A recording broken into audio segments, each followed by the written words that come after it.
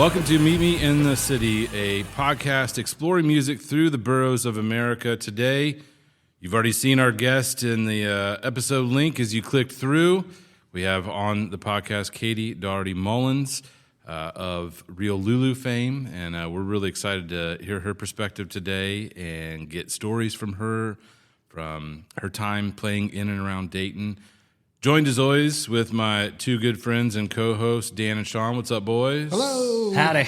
Glad to be here. We're excited for today. Yes, we're all very excited. So, Kattie, welcome to the podcast. Hello, thank you so much. I'm excited. Yes. We're glad to have you.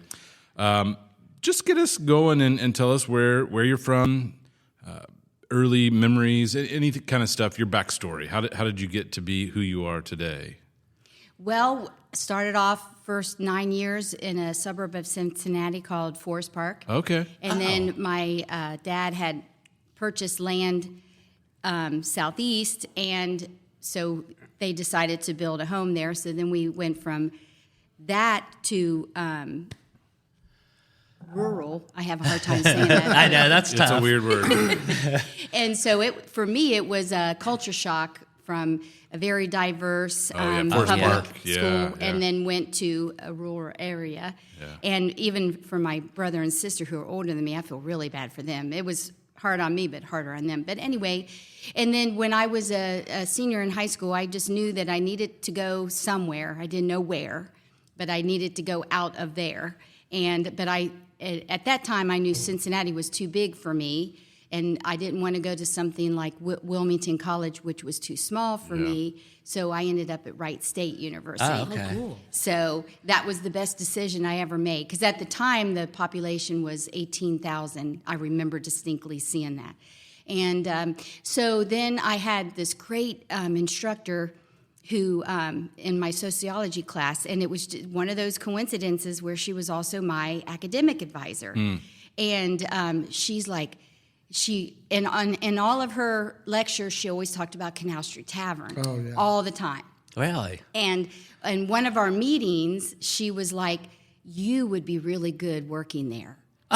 And so I consider her my angel, one of my angels. We have lots of angels in our lives, in my opinion. And she was that just because I was a waitress at a country club back home in between going to school, and so I had waitress experience, and then there's a whole story of the first time I met Mick Montgomery. Oh, we got to hear this. Yeah, tell, please. Hit us with it. We love all these stories. Well, as you see me, I guess I look like lily white, sweet little, and we have everyone has a story in their life, right? Yeah. So I have my story of challenges I have had. Sure. And I remember when he interviewed me. Oh, and Sharon Lane, Yes. she was the bartender. She was the head bartender. And I walk in, and I'm all dressed nice. I had patent leather shoes on. I was all because Lori recommended. She's like, and she worked there. And she was okay. my academic advisor, and she was also my instructor. So What was her last name? Schmaus was her name at the time, and Okay. it's now. Well, I don't even know if I'm allowed to say. I should say, but anyway, Lori. Yeah, Lori. And yeah, so she. So wait, sociology professor at Wright State who also moonlighted at Canal Street Tavern. And moonlighted as an academic advisor. Beautiful. And what year was this? And I was a sophomore. And In college? and I was also an academic, watch, because, going from rural high school, that I have always had a problem I with that know, it's word. hard. Rural. Rural. Sounds southern. Rural.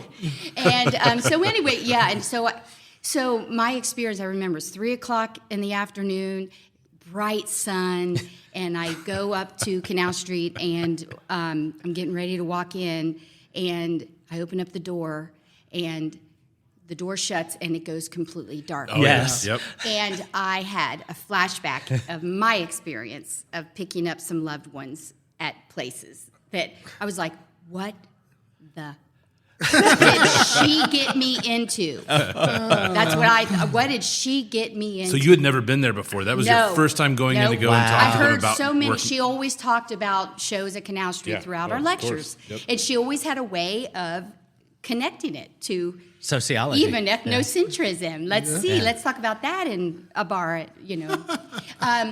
So my eyes adjusted like it did when I was an adolescent, and I was like, and then I remember walking up to the bar and seeing Sharon Lane. And at that time, they had a day group and they were great. They knew come 7 o'clock it was time to go, but they had a day group that were they worked. Now it's not there anymore. There's condominiums right across the street, but it was.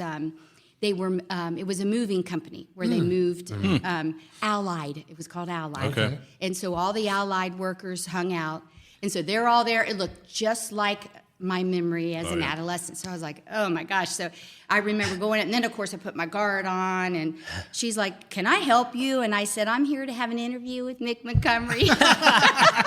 And she reaches her hand out and she goes, nice to meet you. Wow. And that I remember just like, okay. There you go. So then I went in the iconic office to Yes. interview with Tiny. Mick. Yeah, the little closet. Yeah. And he's asked me questions in my experience, and Do you have a Mick Montgomery impersonation you'd like to roll out? it's about to happen. Awesome. I have several, but that first one, he was so nice and kind and everything that we all know that he is. And he looked at me and he goes, do you think you can work in a bar? And I remember smiling and saying, yeah. Because I've been in several. I have experience. Picking some people up, you know. So anyway, that was the first impression, and then they always start you on Tuesdays. That was the thing, that Tuesday was your break-in. And I worked Tuesday. So I worked a Tuesday my first, and I was 19 at the time. Wow. 19. Okay. What year was this? 1989, 88. Wow. 88. Wow. Okay. Yep. So you and I we're same age. Okay, I'm 56. Yep. I am too. So Yeah. And Wow. and I don't know the laws now, but you know, you could still serve drinks if you were 19. I think that's right. He was very strict about you were not allowed. I was not allowed to go around the corner of the bar. Right.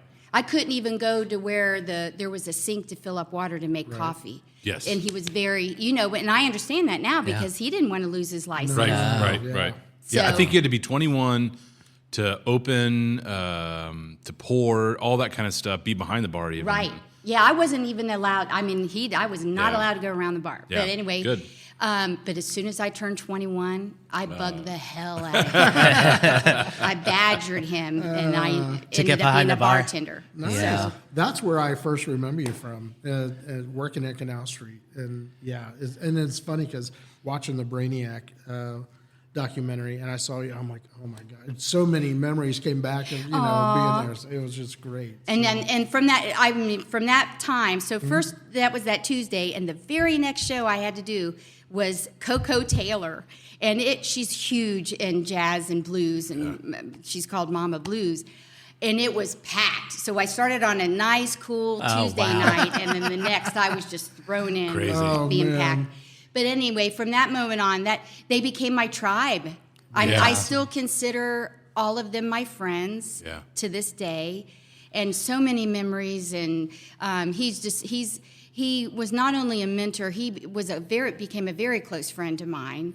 I was actually there when he passed away. He was just a confidant, a dear friend, and so I don't know, 2 or 3 years into it. So I worked there for 7 years straight, and then took a little break, and then he asked me to come back to train some people, kind of thing like that. But I never left, you know what I mean? Even I still came back on Tuesdays just to be with my people, Yeah. But I would even bring my homework from college. They were so cool about it. If it was a slow night, I was doing my college assignment at the bar if it was slow. And, they were just so good about that. And so for Sharon, I had waited on her for a couple of years, and she was always so kind and sweet. And just out of the blue one day, then I started doing co-ops. And Okay, they were started so playing. very You were encouraging. You were hosting or playing? Playing. Playing, okay. And I was very shy and backward, and I was like, I'm going to try. And I took a guitar class with Jim McCutcheon at Wright State. Right. Yeah. And I was like, okay, I'm going to get up there and try, because they're so forgiving but also welcoming and encouraging. Yes. And, of course, the employees were there and encouraged me. And I was approached by Brian Bagdonis, who I ended up singing for them in a band called Pure Plastic Tree. Oh, yeah. Yes. Yeah. So we did that about a year, maybe 2, and then I ended up leaving, and they ended up having a male singer at the time. And so it was in that time of impasse, and all that time I'm waiting on Sharon, serving her, I should say, and all the bands and everything. And that's where all these friendships just started to develop, being a server. Well, you were at ground zero. I mean, Right. because of Yeah. the time you worked there, you watched all of this. Yes. emerge. And I even asked Mick, I'm like, is it just me? Because I was in that, I was in my early 20s. Yeah. And I was like, were the 90s just great? And he started Canal Street in 1980, and he agreed with me. He's like, that was the best time Yeah. Wow. in music and everything. That's when we were playing, and Yeah. and that was amazing. It was Great just time. something, and we'll talk more about that because that's where we lived in music, was starting in the 90s, and Canal was, pivotal Yes. to Ground all Zero. these bands. Right. Definitely. It was. But I wanted to ask you back up a minute. So before you picked up, you got the guitar class, Yeah. did you ever play an instrument before that? I played the trumpet in high school and the Okay. clarinet. Oh, man. Okay. So first trumpet, and then I wanted to be more feminine, and I did the clarinet. I wonder, you do have a credit out there playing trumpet on something Yep. I'll ask about later. Okay. I wondered about that. Yep. So. If you don't practice, just like everything else, you're not as good. That's right? right. Oh, I know that. So when you were in high school, when you moved to Dayton, started going to Wright State, what kind of music were you listening to? What was, stuff you were drawn to? Well, there was a time in high school where I wanted to be a singer, Okay. and I was in the choir, and I did perform in our high school talent show. So I was, at that time where I was, in this rural school, I thought I was being punk, but I loved Wham! Oh, yeah. Me too. Yeah. I'm only a year younger than both of you, so yeah. I loved and Wham! I was bullied. Were for you me. really? Yes, I was Wow. made fun of. I was bullied, and I wore all the neo clothes, Yeah. and of course Cyndi Lauper too. So at that time, I was wearing neon clothes. I was standing out in what my knowledge was at that time. Right. Yeah. Quiet, but saying something loud with my clothes. And even when I sang a Careless Whisper in the talent show, Oh, and then nice. and then of course Wham sucks. And my mom, who was a bus driver, she retired as a bus driver. Oh, wow. And so she's the only parent out of all, but I think our population was only 300. It was, very small school. Yeah. But she's sitting there, because she was on her bus route, and she came early and came to watch me perform, and here's all these people going, Wham sucks. Oh, geez. That is the only way you'll get on this podcast to hear the phrase "Wham sucks." And they, and I also did Heart. I did a duo with another classmate of These Dreams with Heart. So that was yeah. that. There you go. So that was the popular music at the time. Yeah. So I also did radio. I was a DJ at our high school. Oh, cool. Wow. And so when I first went into college, I thought I was going to be going into journalism and communications. I changed my major 3 times. And so I was first communications. So I went in and I was a DJ for hold on. the Right State. Yes. 104.7.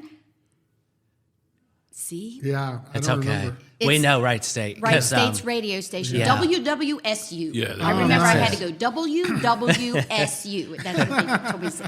So anyway, I did that for almost 3 years. Oh, Okay. wow. So that's when I really was plunged in with I a bet. diversity of music and just, I remember hearing Where Is My Mind the first time from the radio station. Really? Yeah. Wow. And and then when I got hired at Canal Street, I was interviewing out-of-town bands for the radio station for Mick, also to kind of promote out-of-town bands. Oh, Oh, cool. that's cool. Yeah, so I did that. I was called the, let me think, what was it called? And I would play Depeche Mode's "Is There Something to Do? Is There Something yeah. to Do? Is There Something to Do?" That was my intro to the show called. Isn't that something? So your show was interviewing out-of-town bands Yes. that are coming to Canal Street. Yes. That is so cool. That I did is not know awesome. you And did that. I've got them on, they look like 8 tracks. Yes. I still have a lot of them on. you there. really? Yeah. Really? And the something to do report, and that's what it was There you called. go. But I forget now. I forget what I called it. Tried to have a keyword, and that was all analog. So I did all that. I learned how to. Yeah, you're running a board yourself. There's nothing automated at and that the, point. And the Yep. whole albums where Everything. we had to go like that and Oh, make yeah. sure the next one started when the next Yep. one stopped. Wow. That kind of thing. Yeah. Jeez. So Wow. I was doing that at the same time. I was doing working at Canal Street. Then I changed my major to education, and for whatever reason at that time it just didn't hit me. I didn't feel welcome in the education department. Not to put anybody down, it just didn't hit me. Were you still right. dressing like Wham and Cyndi Yeah. Lauper at Well, that point? I was punk then. So You were I punk. definitely evolved into all black, shorts and tights and combat boots. Oh, yeah. I Yeah. cut my hair all off. Yeah. Yeah. Did the whole thing. So I definitely went through those, whatever Phases. explorations. Yeah. Changes, all that. And then I went, because I was still working at the radio station, we were invited to the second annual communications convention in Brown University. Oh, wow. Okay. And so there was like 10 of us that got to go, and it was paid for, and they asked me to go, which I was very, very grateful. And we were all in a van. It was kind of funny. There was 3 females and the rest males, and I offered to drive, and all of a sudden all the guys are sitting. I'm like, I'm driving so that you guys can rest, and they wouldn't stop. I'm like, and then one said, "You change lanes more than I change underwear." I was just like, but anyway. So and then we were all sharing. We were sharing a co-ed dorm, and it was even co-ed bathrooms. Oh, wow, yeah. That's what they told us. We were like, are they pulling one on us? It was funny. But anyway, I got to see, I was so excited I got to see Walter Cronkite's eyebrows. That's how close I got to be. So they had all the big journalists there. Wow. So then they had smaller seminars to go to, and I went to see Morley Safer of 60 Minutes. Oh, yeah. And Nice. I just remember distinctly, he goes, "Who in here is a communications major?" And everybody's hand is up because it's the communication convention. And he goes, "Get out of it." Really? And you could have heard a pin drop. And there was only like 20 people there because they went from the big keynote speaker then down to these little seminars. Yeah, the breakouts. And he's like, "Go back, get an education, get a major that you like, that you find something that you care about, get a well-rounded education, and what you want to do is going to fall into place." Wow. And it really hit me. I think I was 20, 21 at the time, and it hit me. So that's what I did. I changed my major to ancient history. I have a bachelor's degree in classical humanities. Wow. And I took Latin and Greek. And so, Wow. So Lori, Like Koine Greek, like Old Greek. yes, ancient Greek and Wow. ancient Latin. Okay. Which Latin is Yeah. ancient, but ancient Greek. Yep. Yeah. And it's amazing. All of a sudden, I'm like on the dean's list and stuff. And Wow. literally, Oh, it was the thing But you- I was yeah. struggling before. Okay. That's why Lori was my academic advisor. So when I went to her and said I'm going to change my major, I remember her calling the head of the classical humanities department, and it was Dr. Jan, and she's like, "What? Why is she?" She went from communications to education to now this, and she goes, "She listened to Morley Safer." That's what Lori said. So anyway, that's just so interesting how all of that started to spin. I'm still at Canal Street. Yeah. And then someone that was a bartender that left and had children and came back, she introduced me to Montessori, and that to this day I'm a Montessori teacher. You are that's cool. awesome. Awesome. Because Montessori, they want teachers that have something that they care about, Yeah. that they know a lot about, Yeah. and then you learn from the things you don't know. Yeah. And it's so interesting because they want that for teachers, and that's what we want for our students. Yeah. We want to honor what they love, Yeah. but then I have to say, "Come over here. I need to make sure you work on this so that I introduce it to you, but go ahead and go on back, and if you love this, that." It's So- kind of, I mean, the way I've heard it described, and this could be totally off, it's almost like a choose your own adventure. The things that draw your interest, that's what you're going to focus on, Yeah. right? So then I call myself like the grease to the machine. So I have to say, okay, come over here. You need some support with this, this, and this. Let me help you learn about punk rock. Yes. Yeah, or, the short, the long. Have you ever heard of Wham? I'm about to change your life. They're a new now. punk.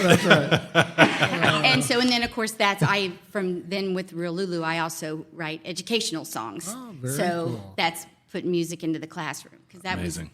But anyway, yes, that's what it is. And I remember my first class so then I ended up going to Xavier to get my master's that I could be certified to teach in public schools. Okay. So once I got to learn more about Montessori, what you hear about is so wonderful, but she started in poverty-stricken areas in Italy. Oh, wow. So, but a lot of people don't realize that because they know Montessori as being private schools. Sure. Right. She would roll over in her grave if she knew how much some of these schools were charging. Yeah. So I was like gung-ho, I'm going to be a public Montessori teacher. So Cool. I'm in my 27th year. That's Thank you amazing. for doing that. That is amazing. From that, Amazing. But anyway, so with all of that's going on, there's even shows Real Lulu did. I had papers to do, Oh, my gosh. a couple songs. Like there's a song called Chief that I had to come up with an activity on how to teach. It's called Nonsense Words. So if it's a nonsense word, a student should still be able to read it, even if it doesn't make any sense. So I used the Dr. Seuss book, Walk It in My Pocket.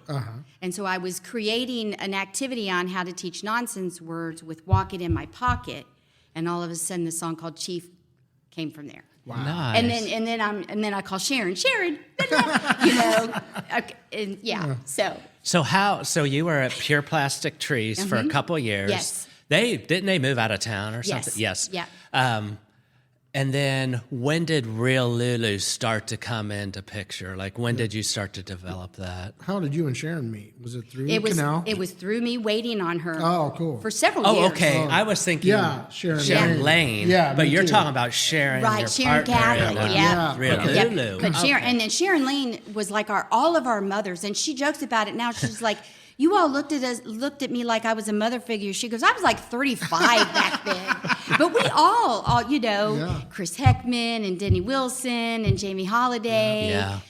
All of us, we did. She was like our mother figure. We looked up to her, and she was just so great. So she's as great as you all think she is. You know? Yeah. But so Sharon Gavlik is who I waited on. Okay. And Andy, all of them, all the shows. Nick, all everyone. of the punk bands, all of anything, I was the waitress. I hardly, that's when some people talk about other shows out in Dayton, I was always at Canal Street. Right. Yeah. I worked every Friday, Saturday. Sometimes I had Sundays off, and everybody had Mondays off, and Man.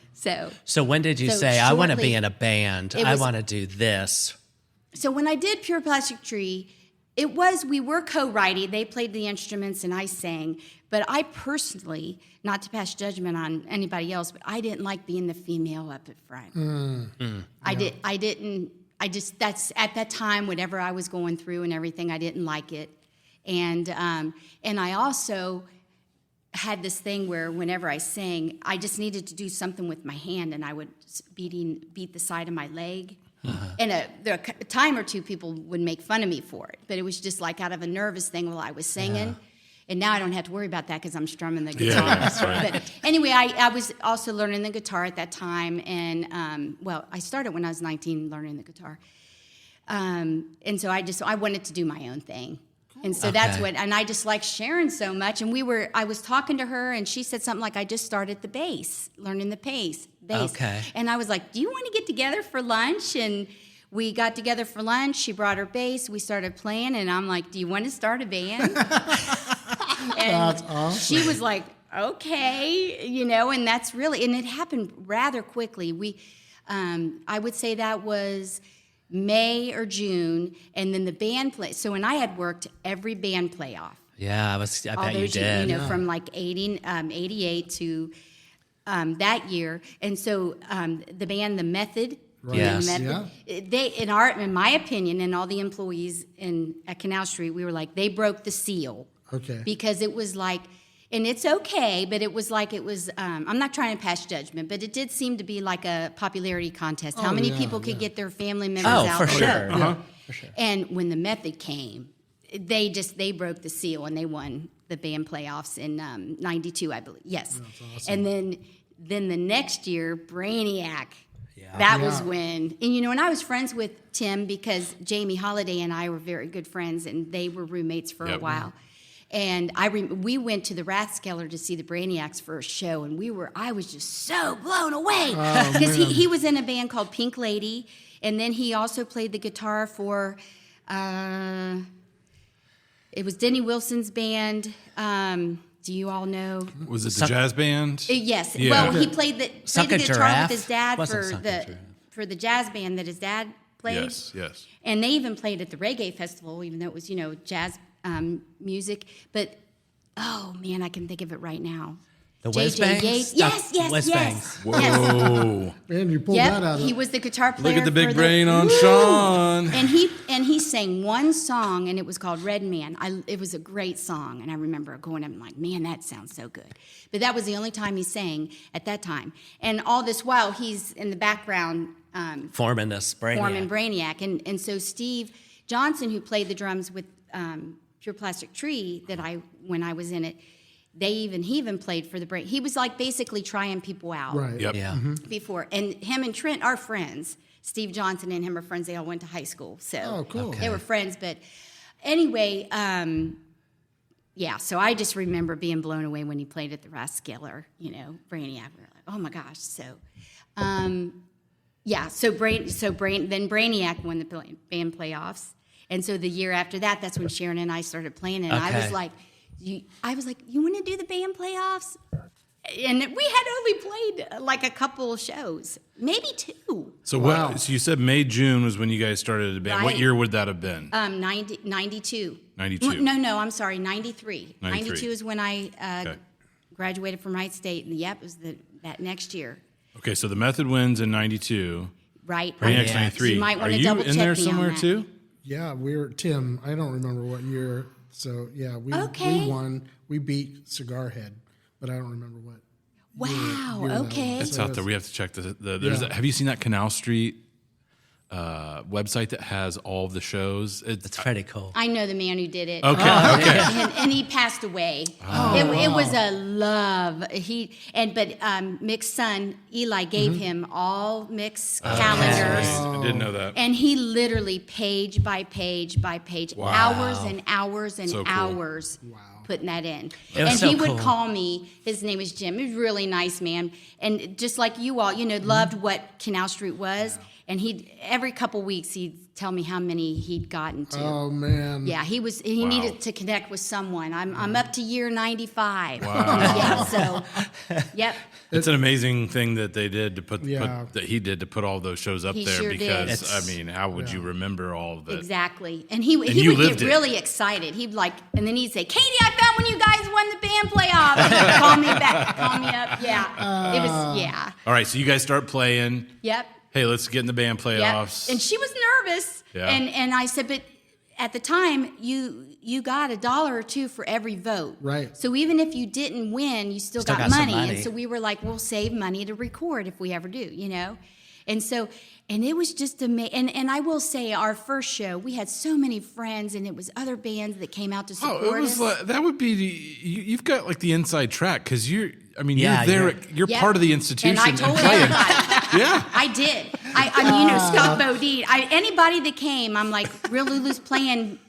You're serving people like, here's a flyer for the show. I'm playing, by the way. Come see me. Yes, I did. I did do that. Do I it. told That's and awesome. then Smart. right now, okay, hold on. Tom, Tom Carter? No. He's going to have to come into all of these conversations because he's Okay. iconic of supporting local bands, and he passed away 3 years ago. But he was just iconic. If Tom was at the show, it was like, he just came to every show, supported everybody. And I remember at first I was just a little. He comes across like, don't F with me. Yeah. And I waited on him. And then one time he comes in all dressed to the nines with his wife. And then another time he brought his 2 young daughters, who are now adults, to the Riders in the Sky show, so that's the other thing about Canal Street. The diversity in the music. Right. I was exposed to so much. Yes. It's just, We want to do a spot just on Canal Street at some point. Yeah. And bring in Everybody, people that work Holiday, there, Yeah, all. everybody. it's Oh just, yeah, that is Yeah. I mean, I just can't even explain how that nourished me. Oh, yeah. Yeah. And I know I'm hopping over here and No, there, you're but good. It's being okay. a Montessori teacher, a lot of it is what you allow in the classroom, and you have to believe the philosophy to allow the child to explore. And you have to make sure the environment is there so that if they say, hey, you know what, I want to be a botanist, you have to have it ready. I feel like Mick, it's what he allowed at Canal Street. Right. He allowed exploration and the diversity in the music that he had. It's just, that's what he allowed us to be ourselves. Yeah. And of course, I need to make sure I say, he encouraged me to play. Right. And when I said, Mick, we want to start a band, he encouraged that. And all my coworkers who I consider dear friends did too. And so anyway, yes, so that's we were going to start okay, so we did our first show. And when we did our first show, Was it at Tom Canal? Carter came. I was like, awesome. Tom Carter's here. We've made it. I'm not kidding. And he brought his video. And so our video of our first show was because of him. And I just was so surprised because he projected a persona that you didn't want to mess with him. And I just said, hey, I'm in a new band and we're going to be playing. And he came and he videotaped it. But okay, where am I going with this? Was it at Canal? It was at Canal. Okay. I've got the website pulled up, so I've got all the details. You don't even have to remember now. Okay, it was, what was it, July, June? It was, at least for the finals, it was 94. Right. I did Brainiac know was that. 92, I think. 1093. Wait a No. minute. Well, Okay, did I have my dates yeah, backward? so 92 is Brainiac. No, I think you might be right. Method 91? 91 may have been the Method because 93 was our very own Dan Clayton and Tim. Here's, so Tim. Two of us. Two I winners. feel left out. Well, and so as I look down the list and I get into 94, I see, which is when Real Lulu and our own guest, Katie, won. There is at some point in the process, it looks like, let me see if I can pull. Shawn, Morella's Forest, you were in the band playoffs the year, and Katie beat you. Oh, ding, ding, We ding, were ding, in ding. We did. I mean, it says we beat NO, them. it says NOB Morella's Forest. versus Morella's Forest. I didn't know we were in it. Better You person do won. look familiar to me. But Shawn, okay. breaking news, you were in the band playoffs in 1994. That's hilarious. And Does I it lost say to what Katie. bracket? I couldn't Oh my lose God. to a It better doesn't, say person. it doesn't say the bracket. So you've got in August, it's NOB versus Morella's Forest. That's so funny. Digger Square versus Jane the Sachs bracket? Band. Oh, wow. Henchman Look, versus. There's her bracket. Okay. So that's it. That is See if you're in so there because cool. it, Do I you mean, see they Morella's have Forest? August versus NOB, and told there's a my- bunch of verse. So I just assume those are, Hang Boxers versus Real Lulu. So, which I think there's a flyer on bigbeef.com of that Probably. show, Okay. of that first show. He's so good about All that stuff saving is all that. there, yeah. For those of you listening, what you can't see right now is an aging Shawn Johnson looking at a newspaper. Well, no, according to this, and this is right. I mean, I love that picture. That isn't great. That's an awesome picture. So we did not play Real Lulu. So I wonder. We- No, you Jane didn't play Sachs against beat them. us. Yes, Jane you were Sachs in the beat play. us. You were What in I'm the saying is you were playoffs. in that. Yeah, I never knew we were in it. Well, you were in the Hey, band. Sean, we got a gig tonight. Will you Yeah, show that's up? probably what it was told. Yeah, That- right. that's So what it let was. me do this with you because Real Lulu beat Troubadour. I knew those guys. yeah. Everybody Try and knew speak in them. the mic, Sean. Move the. There you go. Yeah. You guys beat played True. You beat Mother's Create. Hold on, let me make sure I'm Use your doing Mother's bifocals. Creation. You beat. Then you beat Troubadour. Then you beat the Hang Boxers, and then Captain Woody Craft. Wow, I forgot about Captain. You got They were to so get- nice. Yes, to get into the finals with the Henchmen and Pastures Green. Wow, And you won. go. Which That's I'm awesome. still really good friends with Pastors Green. That's- Katie brought a picture of the bracket from '94, so we'll try and get I pictures of that need for to later. get contacts with Pastors Green because I love those guys, and They had me come and talk about singing with them at one point, and it Okay. never came to fruition. But I lost contact with. So I would love to get a hold of it. So To wild. put this in perspective, you guys were a band for about 2 years. Not even A when we year. did this. No, yeah, I guess. And you 'cause won the 93 is when playoffs. we started playing. Yes. And when I said, let's try this, and she was so good. She was so good about, I'm like, let's do this. And she's like, okay. And then when we made it to third or fourth round, so Greg Spence has been in several bands, and one right, I'm so mad at myself that I forget the name right now. It's, I want to say Mean Melissa, but he was the lead singer and guitar player. And then Mulchman, of course, but he was in other bands, and they had done the playoffs. But when we got to the third or fourth round, I remember him going, "I think we might win this thing." He was so excited, and we, of course, we were just blown away.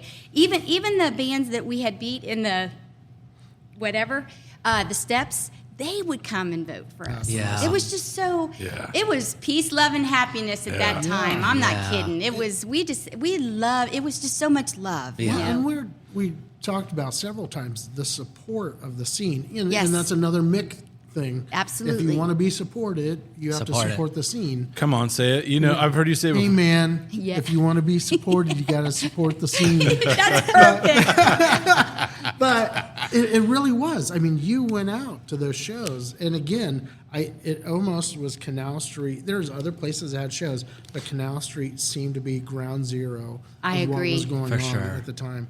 And we would not be here without Canal Yeah. Street. I definitely wouldn't. We play. So the band I played in, West Tyree and the Easy Hearts, we were in the band playoffs later. I'm a little younger, not a lot, but I didn't play music until I was much later. My late 20s, and we. It was not this. I don't think it was that same vibe. It was 2005 when we played. It was very competitive and a little chippy. Not like we were about to get in a fight or anything like that. But it was competitive, and it wasn't. Oh, we're so glad you won. We made it to the finals, and we ended up coming in third because they had 3 bands in the finals that Okay. year. So it sounds like Shawn's the only one sitting at this table that didn't make it to the band playoff finals. Thanks a lot. Yeah, Will. more success Yeah, I was going to than any of say us. he's played in front of more people than all of us probably combined too. Yeah. So there's that. But our first show was the first round of the band Oh, playoffs. wow. We didn't play a full band show before that first Wow, round. That's Tim- awesome. Yeah. Tim, I think we only played one show before the band playoffs. Wow. Yeah, so it I was mean, it was one of those. Yeah. It was no one knew who we were. We Yeah. just were playing, And it was a safe place to go and It play. was, exactly. Even in a competitive environment when you're Right. trying to do well. Right. Just a And that's great- why, like I said, great when I place. asked Mick, is it Yeah. just me or was that Yeah. time? And, No, and I want to it make was special. I didn't want to forget when we did our first show and Tom came, of course, I was Yeah. like, Tom Carter's here. And then everything. We did not have a name. Oh, really? We didn't know I how saw the story and I wondered if it was, apocryphal or if it, if it was real. So please tell us. And so, and all the flyers that were ever made, Sharon made all of them. She was very, artistic, and so now we have cut and paste on the computer, but she did everything you see. She did it all, like the actual cutting and pasting of things. And she created these cards, and everyone had a card at the table to give us a name. So our first show, we did not have a name. Oh, wow. And so, we had like 30 or 40 cards put in a box to give us an idea, and it was like dig 'em in the sugar smacks, 2 chicks and a dick. Oh, my gosh. Jeez. Shock value, but maybe not the best for the marquee. Yeah. And I would, my ancient history background, I'm like, I want to be the Furies because there was 3, but that was That's a already cool taken. name, actually. That was already taken, and so here's my best impersonation. So any idea that came up, I'd look at Sharon and Greg, and I'd go, Sharon, and nope, they didn't like it or whatever. So at one night at the end of the bar, Mick goes, you know what, man? I was thinking, man, have you ever heard of the old phrase, real Lulu, man? And I'm like, no. And he goes, it's an old phrase that, instead of saying that's weird, or he goes, they say that's a real Lulu. And I looked at Sharon, I go, Sharon? I was like, because I liked every name, except 2 chicks and a dick. I didn't like that. But, And then That's Greg, cool. and I didn't know Greg, that. Yep, he gave us our name. Mick gave us our name. Amazing. Hey, man. So that's, hey man, I was thinking, what do you think about Real Lulu, man? That's cool. And so that's where our name came from. But That's the start was so I had created a program to teach Latin to students, elementary students, using the Montessori method. And I was traveling to Colorado at a classical humanities convention, and I was determined that we were going to play our first show before I went. I was gone 2 weeks, and anyway, it was an awesome thing. And I got a grant to go. And, Cool. and Lori had since then, who got me the job, had since then gotten married and moved to Colorado, so I stayed with her. Nice. And anyway, so we did our first show, and then I was in Colorado. So Oh, wow. that's why. But again, I'm like, I pushed, let's do our first show, please, before I go. And that's why Sharon was like, okay. And I even had her, I had sang with Pure Plastic Tree, but I even had her sing the first song. I'm like, sing the first song. She's so, she's like, okay, But, So were you writing together, or were you writing everything? How did you guys do that? I had songs I had written, and she had songs, and Okay. so there's a couple that we wrote together. But mostly, if she sang it, she wrote it. If I sang it, I wrote it mostly. And then, but the song I wanted her to sing first, I had written. It's called "Little Lever." But so that's pretty much how it worked. Yep, in and the or band. like the song "Hell," I wrote like the most of it, but she wrote the in the middle thing. Yeah. So. Awesome.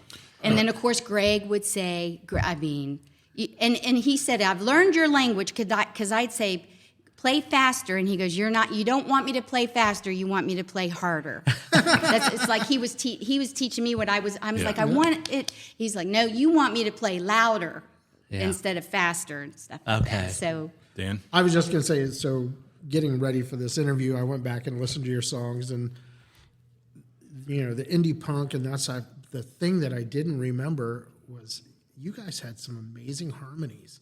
It was raw, but the harmonies that came, I'm a singer, so I'm listening for this, and I was like, this is awesome. You guys just fit so well together. I Thank thought that you. was great. Yes. Yeah, no, thank you for the thank music. you so much. Yeah. And we would feel it out, so the song, so if I heard something, I'd say, can I sing higher, if the song she wrote?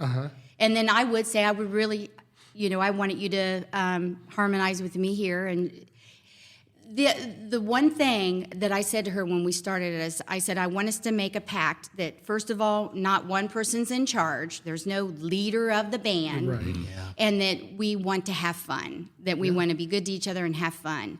And I'm proud of that. That's some of the biggest compliments. They say, you guys are having so much fun up there.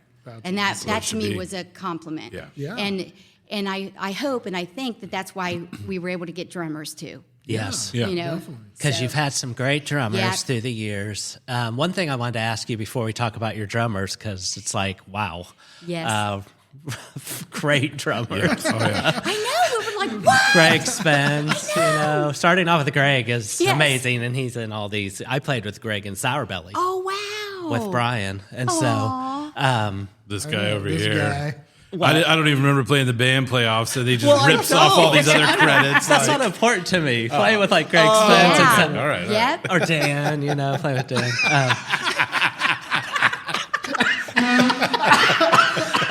I don't think he believes you. Yeah, I don't know. But how did you feel like during that time? You're in That's it. where I wanna you're go, so too. in the mean- the in group. Yeah, and- 1994. right. Like, You're in it. There's not a lot of female-led bands. Pastor's Green had a female singer. Mofo did. You guys, not a lot more were coming out with female singers. It's all this male punk. Mm-hmm. So how did you feel, your voice being heard in that scene? And it sounds like you were really accepted, obviously, because In our nucleus, we were, we just wanted to play, and we didn't focus that. We weren't like, we're going to be the first, Right. whatever, or this or that. That wasn't our focus. It was playing. And that's why we weren't like, we've got to have a female drummer. That was none of that. Yeah. We were just so grateful that Greg offered to play and honor what we were trying to do. That's how we took it. He was honoring us. He started out being supportive. But like I said, when we got into the band playoffs, and he's like, I think we might be winning this thing. Let's go, baby. I think he was feeling that energy too.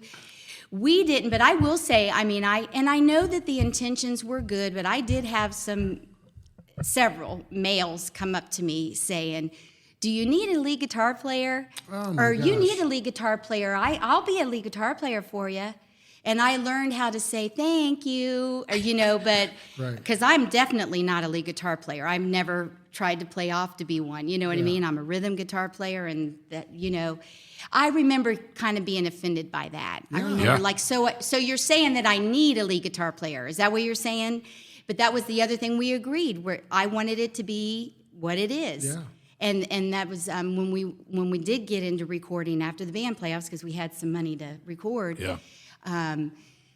That was I wanted us to sound like we do live. Yeah. Yeah. To the best of our ability is what I said. I don't want any fancy. There's a couple that we do. I do come in and do a little thing separate. Some overdubs. But I wanted it to sound like how we are live. Yeah. That's awesome. So And thinking of your music and you guys live, you don't need a lead guitar player. No. Not at all. I I think it mean, would spoil it. Again, going coming back from and my listening end. to it, I didn't feel like there was anything missing. No. No. And I would was think right they on. probably just want to be in the band. I think so too. I'm serious. Exactly, Yeah, I They're think probably that like, was right. these guys are cool. I want to thank be you in the so band. much. Thank you. Yeah, I remember back then being, what? So you're I saying would've I'm been not? too, yeah. That's how I took for sure. it. Yeah. And and I will say we were asked to play a Riot Girl show.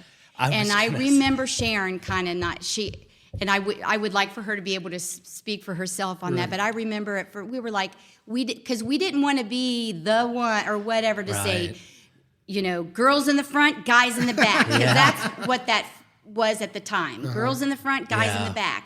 And so we did play a show at, it's the one out by Germantown. It was a Riot Girl show. Okay. And I remember Greg wore a slip. Really? Yeah, we were Nice. like, if it wanted to. So they did ask us, which is great. But I think their goal was to have all female players, and we were like, this, and I'm, anyway, yeah. So we weren't about trying to make a political statement, Right. Yeah. But at the same time, we did have fun at that show. But right. That's cool that you guys. we didn't want to be Riot Girl. I'll say that. Yeah. We Right. did not. We weren't trying to make a statement. Right. Cool. So, before we get into maybe some drummer talk, 94, you win the band playoffs. You've been working at Canal Street now for, 5-6 years. Mm-hmm. You've literally watched these bands come through, go up. blow up. Yeah. You win the playoffs. You realize our esteemed guest, Dan, and all of his fame from the year before. Yeah, right. Yeah. And 2 years before Brainiac, obviously Right. they're on this. We talked to Tyler, and hearing their story and their ascendancy is still mind blowing to me. Hearing it as an outsider from him, you guys win. What do you think at that point? You're like 94. Dayton is, hotbed. Yeah. Just just super hot. Are you thinking we're just going to be like the next big band? I don't know. We were excited. Yeah. It's not like we were. I don't think we thought we were going to get signed and make it big. Yeah. Because the other thing, when we said no one's in charge, we want to have fun. We also all had. I was still working on my master's. Yeah. She was had a full-time job, and Greg had a job, and Yeah. he also played in other bands. Yeah. So, but we were still ready to go with it. And I will say this: so it was the semifinals. Yes, semifinals. So Jim McPherson. So of course I know him from working at Canal Street. Now we're in the drummers. Almost everybody I've met through Canal Street. What a great place to work I if you're going to know. be into music. Yep, Holy and waiting cow. on everybody. Yeah. And so and the obvious and oxymorons and all of that. And so Ben of Oxymorons, very good friend of mine, and Patrick Jones, he's the one that taught me my first chords, and wow. Nick Kazurnis is the one that taught me my first power chords. Wow. So he's the one that encouraged me when he found out I was trying to learn how to play punk. But Jim was in the Breeders, and we were so excited. And the news came to Canal Street, that Kim asked Jim to play the drums. We were so excited. Yeah. We were. Because you at knew Canal Jim Street. before he gets that invitation. All the bands he was in with Yes. Nick. I Yes. mean, Cage. Yeah. Yeah. And it was, and Cage and, Killjoys. yes. Yeah, Thank you. Killjoys. Yes. Killjoys. Unbelievable That was, memory he on was this in guy. Killjoys when he started playing for the Breeders. So we were so excited. And they did do a practice show at Canal Street. Super excited. It was unannounced, but of course everyone knew, and it was packed. But it was like their practice show before they went to Lollapalooza. And so when they were on a break of Lollapalooza, they played at Cincinnati. Jim brought Kim, and she I am so sorry. I guess I'm just excited and It's forgetting okay. things. It's all right. The singer of Billy Corgan. From Smashing Pumpkins? Pumpkins? He was there? Yes. At Canal Street? Billy Corgan was like, When he had curly hair. Sprinkle had to stop and take a drink after that one. Yeah, I think I do too. he was there? Yes. So he brought Kim, he brought Billy Corgan, he brought Kelly, and he brought Josephine. Wow. And it was semifinal. So there were a couple people that did say you won because of Breeders. There was definitely some undercurrent tone. Who cares what they Yeah, said? really. But that was the semifinals. Yeah. And so I know. And setting you know, up. Wait, hold on. I gotta make sure I understand this correctly. So, all right, they're off to it. They're figuring it out. They're off tour from They Lollapalooza. already are doing really good at that Yeah, point. yeah. Cannonball Well, yeah. was huge. Yeah, because if this is '94, Yes, they're yeah. already Last Yeah. splash hit. Boom. Yeah, they were doing Probably Lollapalooza can't a just- favor by showing up, and Brainiac was doing the Yeah, they're- Lollapalooza on the side stage at that okay, time. so Yeah. So they come to the band and Billy Corgan come to your semifinal show at Canal Street Yeah. Tavern. Oh my Yeah. God. And Josephine was in Throwing Muses, right? She wasn't that? Well, so was Kim at some point. Oh, was she? I Yeah. didn't realize she Oh, was yeah. in. Oh, yeah. I knew. No. I'm sorry. You're right. I'm sorry. I'm Yeah. sorry. I was Okay. wrong. I was thinking of This Mortal Coil. Oh, that yeah. Yes. They did Yeah. They're cool. guest. So anyway, nonetheless, That's the Breeders, insane. the I Breeders never and knew Billy that. Corgan come to your show. And he tried to be discreet. You know those big red, in Yeah. the middle, you have the Yes. stage and then you Yep. have the big, Yep. Holding which up the were painted roof. red. He was right up against like this. One of those Oh, poles. really? And he didn't say hi or anything. Wow. But I remember going to Sharon, that's Billy Corgan. We were blown away. And so That's after amazing. that, okay, so then the Because they were also, Gish and Siamese Dreams probably came out that year Siamese before. Dreams was probably like 93, which yeah. is a huge record. Huge. Huge record. They were, wow, okay. yeah. See, we're just Today music was- geeks. Well, So me that's too. all- I Wow. was, Amazing. And so that night when they were counting the ballots, and this is old fashioned where they're literally Oh, yeah. Yeah, do, oh, yeah. do, Still do. was in I'm at the 2005. bar. Yeah, exactly. I'm at the bar with the counting of the things, and I hope I have it right. That was semifinals for sure when they came, but I think she came to the final too. I think Kim came to the final. So it was either the final or the semifinals when we were counting the votes. She said to me, "I want to get you in the studio." And I about fell off my chair, literally. So did you know her at all from, did she come Just in or from waiting frequent? on her, Yeah. just- And of course, I love the Pixies and the Breeders. Well, yeah. Pod.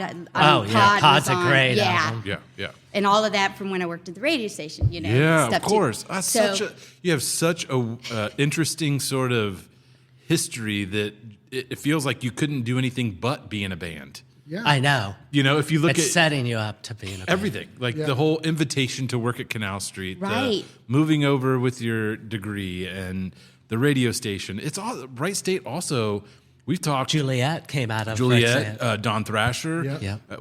We've talked to several people where Right State and my was paths a never hub. met with them. Yeah, isn't that crazy? Yes, Yeah. but It's Yeah. nuts. So Yeah. sorry, I Oh, just that's a okay. point of reflection Yeah. to think about your story, and if you stopped before you got to being in a band, we'd be like, you got in a band, right? Like you played in a band. Like there's no way you couldn't have done all of this and not ended up in a band, which of course. And you I did. was, and so the radio station, and then from there, the Canal Street, I was exposed to so much music. Amazing. It's just fed, my soul was fed. Yeah, You know what I mean? Yeah, it's in your blood. So yeah. So Kim says this Yes. to you. I'd have been like, I was I've like, died oh going my home. God, I you would know, have it's peed like, my pants right I there. did. I was like, and I'm trying to be cool. Yeah. Yeah, you're like, I'm like, thank you. And then I was like, and I just for her saying that, I was on cloud nine. Yeah, you know? of course. And it was about 5 months later. She meant it. She got my number from Jim, and she called me, and she's like, Katie, I want to get you guys in the, and she wanted Hell. She says, I want to record Hell. Yeah. So the song Hell. Oh, okay. So where did you record that? Cro-Magnon. Okay. And so we had money from the band playoffs, and then so we were like, okay, we'll record our other stuff, and then when she came, she paid for it. Really? Yep. Wow. She did. For Hell, for the song Hell. And that's the amazing. song she wanted to work on. And The one you that went says, in. "When your beloved says be gone." Yeah. That Yeah. one. That's and there Yes. was a 7-inch for that. Yes. Correct. Yes. Yep. Yeah. And she was so kind. She was so sweet, so encouraging, and so even the screaming. And by the way, Greg always encouraged me. If I did it and I felt a little insecure, he's like, "Do it, do it, do it." He would always, like I said, Greg. There would not have been a Real Lulu without Greg. Yeah. And so it's so funny, but because of that, she was in charge. But of course, so nice. It was never dictatorial or dictatorial, but she'd say, "Okay, Katie, you want to try that again?" That's what she'd say. "Okay, Katie, you want to do that again?" But she wanted the authentic. So, do you know anything about Cro-Magnon? Yeah, Did you I recorded one song there. It was the 1101 East 2nd Street. Oh, I We went recorded in there then too. Yeah. You sure? Do we need to get a newspaper If it's that article studio, to I didn't know it was, check? it was out in the warehouse. Yes. Yes, I did record one song. I'm never there. I was Yeah. never Jim's drums were still set up because they were working on something. The Breeders were working on something, and Jim's drums were set up there in the corner. Yeah. When you recorded? Yeah. So she wanted that she wanted that echo from a warehouse. Oh, it's a big She's room. like, people could, and so, the studio was inside, but she had me out in the hallway by the freight Okay. elevator. Okay. Yeah. man. Yeah. And she had all these mics, Natural and I'm reverb. screaming over and over. Oh, wow. And there's artists. I mean, I feel bad now. Yeah. There were, there's people whatever. that had artwork, and they're doing their stuff in different places, And and you're I'm out there screaming. screaming bloody murder. We're like over. And she'd go, "Okay, Katie, can you try that again?" And then they did double it or whatever. They doubled my screams. But that was all. And I remember Greg on one of the songs. She just had him doing the. He had what are the cymbals that are Ride or the hi-hat? ride? Yes, Ride. He had rides that had the little Rivets. rivets. See, we're on the same length. Yeah. I'm like, and she had him do it. He had to do it over. I just remember him sitting out there, and he's going. And then she'd say, "Okay, Greg, want to do that again?" But she paid for it. That you know what is I so mean? amazing. Incredible. Yeah. So when it was done, when you completed it all, how did you feel? Like what was Wonderful. Oh, I bet. Just wonderful and proud and happy and all of that good stuff. So Nice. Did you feel like Dan was talking, or I don't know who said that about after winning the playoffs, like, okay, we're on our way. Yeah. After recording with Kim Deal, where you're like, wow, we could do this. I mean, I was And- definitely open, Yeah. but we still had we didn't want to lose our sight or whatever. We had to have a day job, Yeah. and Right. but I had my aspiration to being a teacher, and we all had things, and then Greg he wanted to move on and focus on Mulchman because he was really having a really good time there, and we supported that. Yeah. And that's when they were finished with Lollapalooza, that's when Jim goes, "I'll drum for you." We're like, "Okay." My So, God. I don't know. It's just so much. Everything was just so fun. Yeah. You Yeah. know. And then even Stephen Johnson. So then he has to go back on tour for. See, I lose track of some of that, but he goes back. It's all right. If we don't get it all right or okay.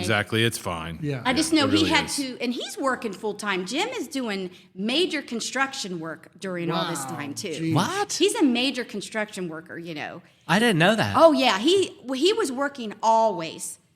He'd stop working to tour and come back and go right back to working. Wow. Whoa. Yes, building houses and roofs, and for the last 10 or 15 years, he's been doing remodeling kitchens, Okay. kitchen solvers, Yeah. where they come in and change a kitchen in a couple of days. Okay. But prior to that, he's building log cabins and major work. So even when he was drumming, he's doing major labor work. Wow. So, and he did that with us. He'd be working all day, and he'd come and practice with us to do a show.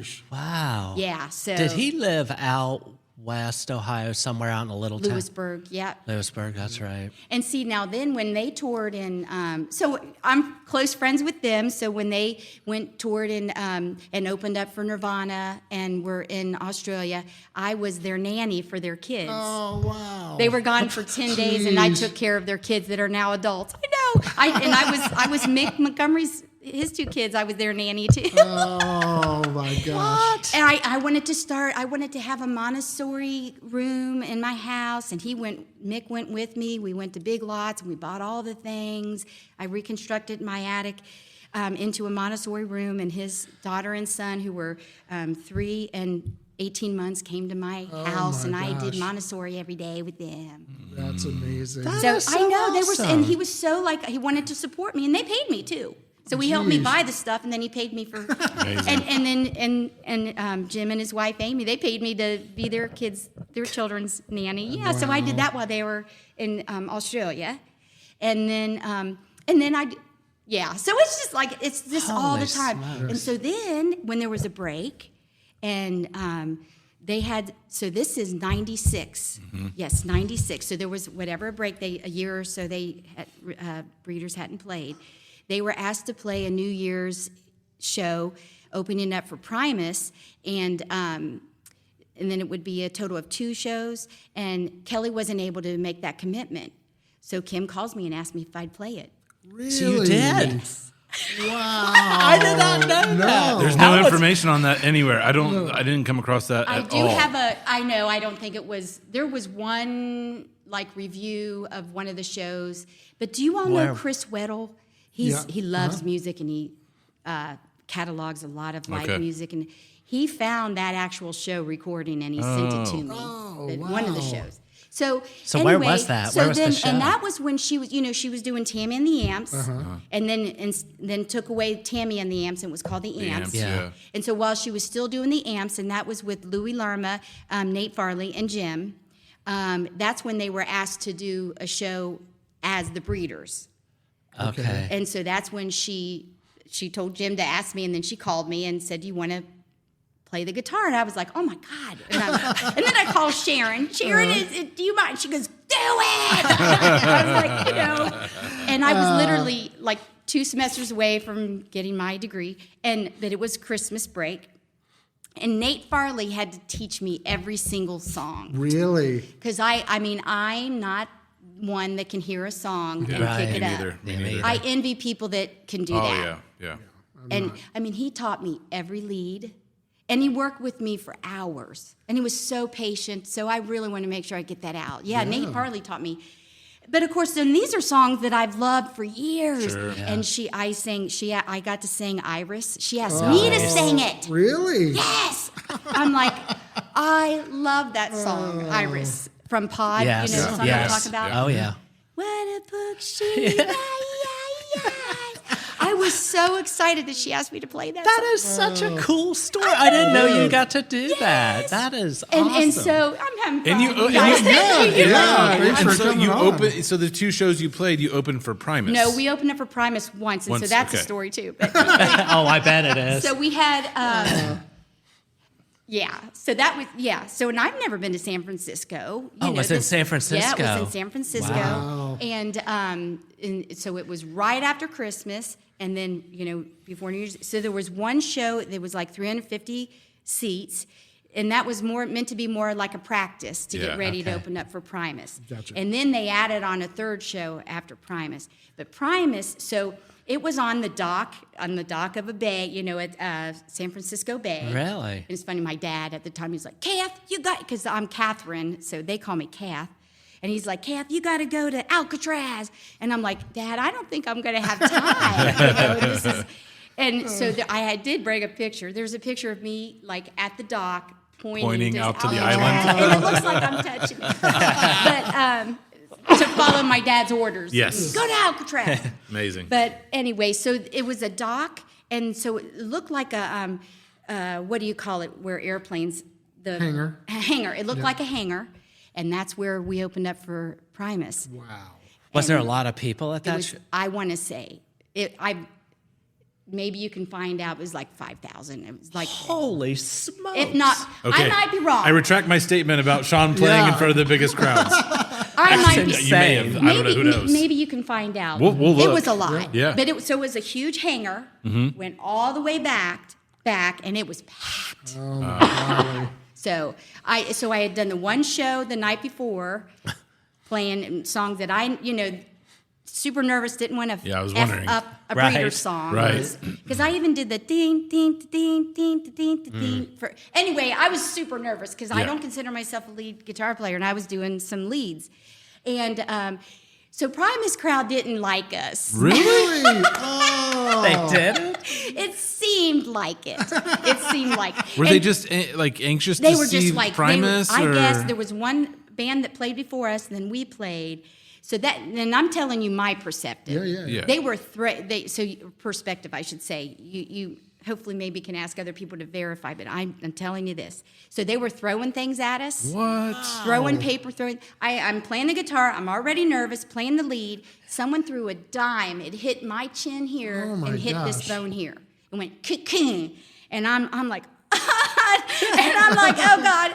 And then this is 1996. Someone lit a whole thing of firecrackers. You know how they're wound up, and threw it at Jim, and it hit his cymbal and fell down.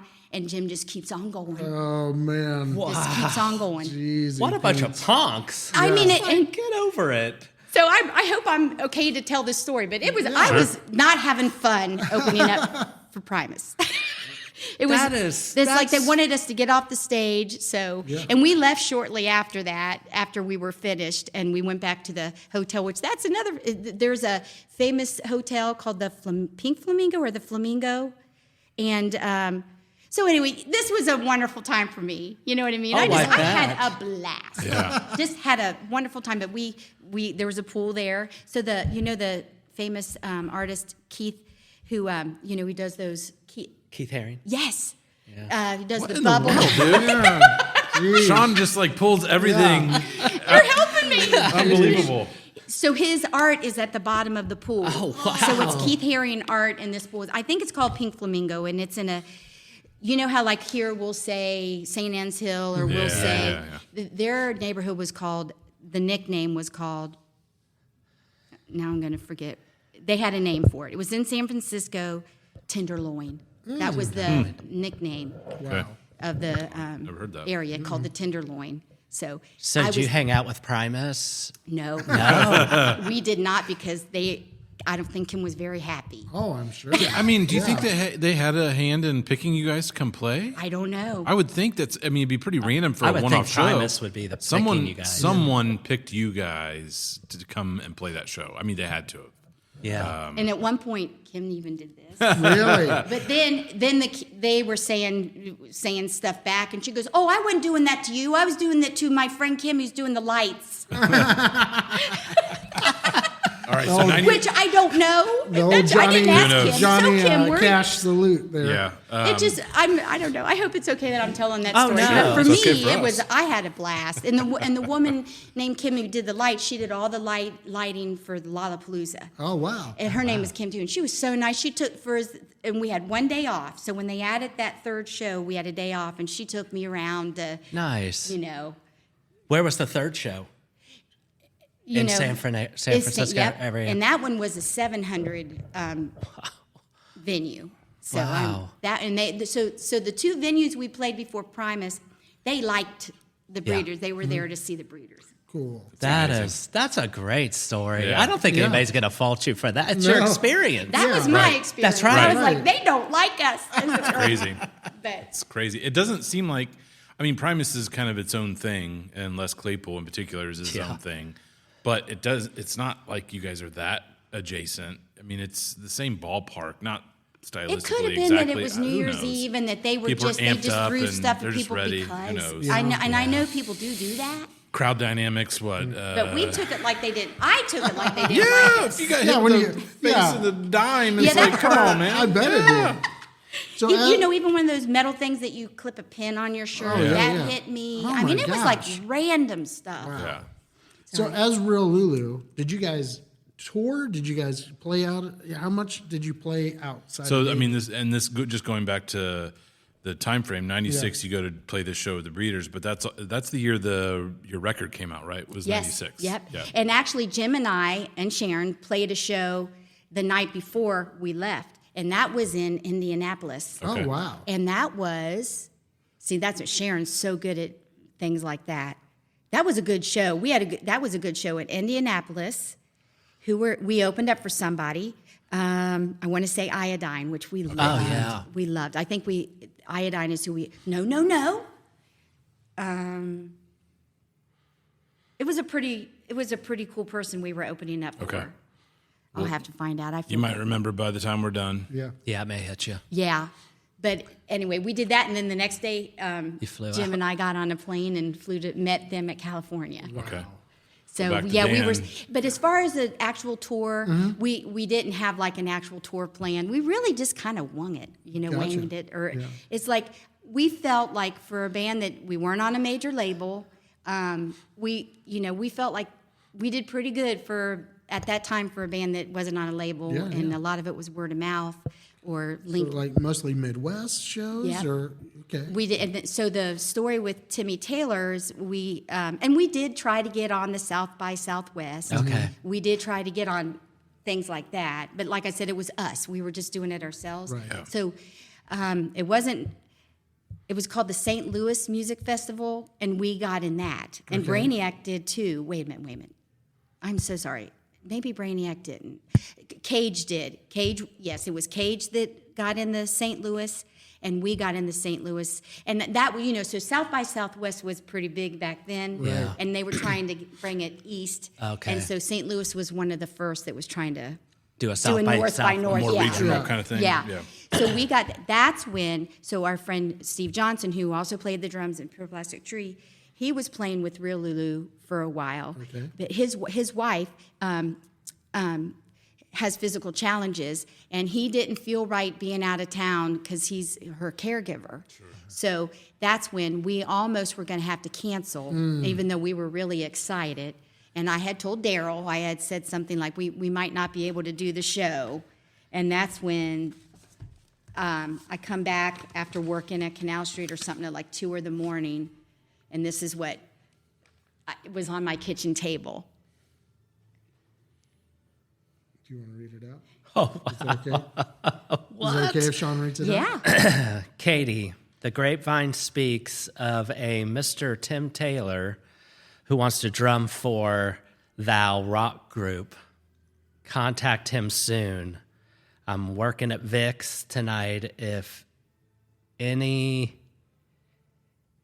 on, I don't know what that word is. What's that say there?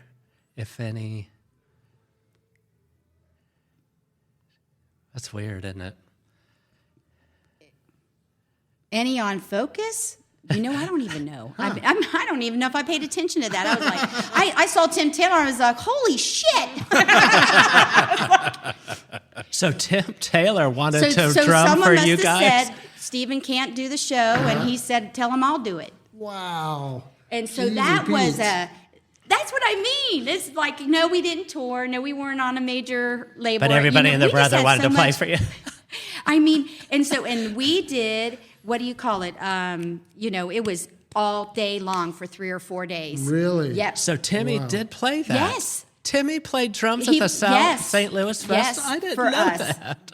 Well, this is us. Oh, and then we asked Sharon, Sharon asked, what song would you like to record with us? So then when it came to recording, we wanted to ask drummers that had helped us out. Which you did. And he said he wanted to do Pushed, her song. Oh, wow. And that's recording, but here, somewhere in here is the... So we're looking at pictures from this time of Tim and the band, Real Lulu. Wow. I'm looking for Everybody looks so young. I know. It's a long time ago, brother. It was a long time Yeah, ago. I was 25, 26. The 90s But- are as long ago as Oh, the here it is. 60s Here's were in the the ones 90s. of us playing with him in St. Louis. Wow. And of course, this is when you had the disposable. Yeah. Snap. yeah. Develop them. These are Amazing. Boy, your hair was cool. Thank you. You and Sharon, they look so cool. Wow. Yeah, this is awesome. These Tim playing the pictures. drums. We're looking So at is this from pictures from Tim? St. Louis. Yes. Yeah. Wow. He's just sweet. Yeah, that was when Brainiac was playing in Europe. He had sent Really? me that. Yep. That's amazing. How cool. All right. I mean, we so were friends, but Yeah. yeah, but I mean, definitely you're- even closer friends after that incident. But yeah, and you would have known him just from because you're around. right. Right. And he was a roommate with Jamie, and Yeah. and he was very supportive of Pure Plastic Tree too. We're- Before That's awesome. We're all big fans of Jamie Holiday. me too, Yes. he's like my brother. He's amazing. He spoke very highly of you on his episodes. Oh, So, yeah, really? He is. Yeah. He's my bro. He's a good guy. He's a great guy. Well, hopefully, Katie, you'll let us share some of these when we Yeah. post your episode. Yeah, let me and put some, these I in mean, this. there's just some amazing stuff. So that that's where we played the Mill at Okay. St. Louis, the St. Louis I'm, Festival. I'm betting. I mean, I don't know how much of this you've shared in your own sort of online spheres, but I bet these are things that have not been seen before, Yeah, right? Yeah. and probably not shared. I did. before, I did. period. I did. So I've become friends with two DJs in California because she's friends with Kim, and so I play in another band now called Somersault. Uh-huh. And I did bring CDs for you guys if you want. Oh, awesome. Thank you. Yes.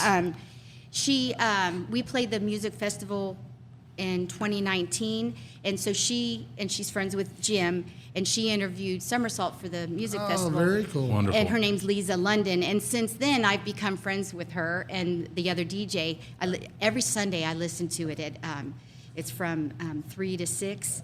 It's called TNN Radio. Since we have the internet, we can Yeah. listen. Yeah, listen and I everywhere. just love it. And it's old school. Yeah. It's called TNN is for then and now. So Okay. it plays the old school and plays new stuff too. And so she did interview me about a month ago because Kim was coming to California. Oh, yeah. And so I had told her how great the show was that you guys were at too. Yeah, we saw I thought you it at was so that. good. Oh, That was that amazing. Kim It's Deal great. show here in Yeah. Dayton. That was. I mean, she started the tour here, and Yeah. we all It ran was into great. each other. Good I time. loved it. I I just loved it. And so I had told Lisa that. So Lisa said, "Can you talk a little bit about it?" And so on her radio show, so I did, and I did share a little bit of that. What I just told you about the Primus. Yes. But really, I haven't told many people after, Oh, I before never that. knew that. It's So, amazing. Other Not than at all. close friends, of course, Yeah. Yeah. But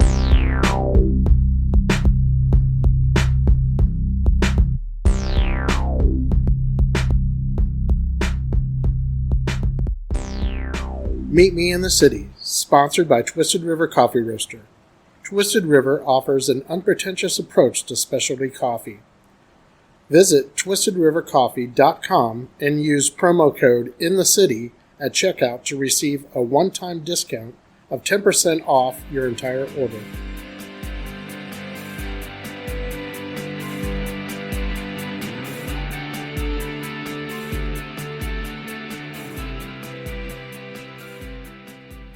This episode of Meet Me in the City has been recorded at Yellow Cab Tavern, located right outside of Dayton's Oregon District. Yellow Cab Tavern is one of Dayton's premier gathering places, showcasing live music performances from local artists, food truck rallies, art shows, and so much more. Stop by for a beer and food. They have great pizza and brunch on the weekends. They also have a rotating selection of beers on tap. They're located at 700 East 4th Street. We hope that you will stop by and support them as they have supported us on this journey.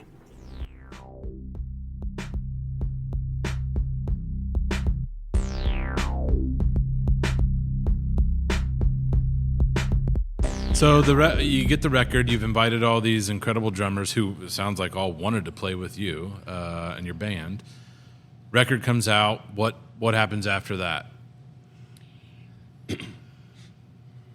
it Just was continued- played. We just continued doing what we continued working. We did, like I said, it wasn't like an official tour, but we Yeah. did play more. Yeah. Obviously. Yep. And 97X at the time was really Yeah, supportive. I saw that in the bio that I ran across that you ended up being in one of their competitions as well, right? Or Yep. Yep. We didn't go as far. Yeah. But we still had fun. But even then, when we were there, and Cage was in it too, the 97 one. And even the bands from Cincinnati were like jealous of how nice we were to each other. Oh, really? They said, you guys are just so nice to each other in Dayton. Yeah. And, we keep hearing that too. Yep. You know, that other bands that come and play talk about how the camaraderie, especially during that time, Right. It was really cool. And we thought that was so interesting. Yeah. That, but they said everyone is like, what is it? Eat your face or whatever. It was always out to get the other. Yeah, dog eat dog. Doggy dog. Yeah. Yeah. I mean, and if you, even though we've released, from a release perspective, we've only released 4 interviews so far, but we've done 10 or 12, I think, four people that we've interviewed. And most of them have been doubles. It is amazing the overlap between bands and shows. I mean, I think Tyler Trent described it as our small incestuous little community. Very much so. But if you start looking at credits and liner notes and who played on what, it's just a big loop, and it just is a big circle. When we had Jamie Holiday on, Jamie, within all the bands he was a part of, so many people played in Haunting Souls, or he's played in other. It's just that's just the community of Dayton. I think part of that goes back to where you were at the hub of it all at Canal Very Street. much so. It really was. I really do. I believe that it's what Mick allowed. Yes. And what he invited. And what he fostered. So even if you come in and you pay and you buy drinks and you're watching, you can still talk and and say, hey, will you play in this or that? Yeah. Or So- when you're working there, you can promote your show in the band That's- I playoffs and did say, do "Come that. see me." I would too. Good on That's ya. smart. That's smart. You've got a captive audience that already likes music. Yeah, For our come first see me. show, I definitely Heck did. yeah. I Why- recall distinctly. I said, "We're doing our first show." And then, Why would you not? I know. So after the record comes out, I mean, do you have any memories of particular shows or experiences with Real Lulu that stand out in your mind?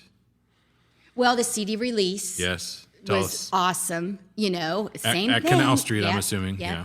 It had to. it had Yeah, to. yeah. And our finale, which we did 2 or 3 shows after that, but so we were together 10 years. So from 1993, and we did our last show 2003 at Canal Street too. It's like we had to, and that one we did almost a 2.5 hour set because we wanted to play every. Of course, we took a little break, but and we wanted every drummer, hopefully that we could that was sadly That's still awesome. alive. Right, There was we had lost 3 at that time. Wow. So Greg had passed, yep, Timmy had yep. passed, and True.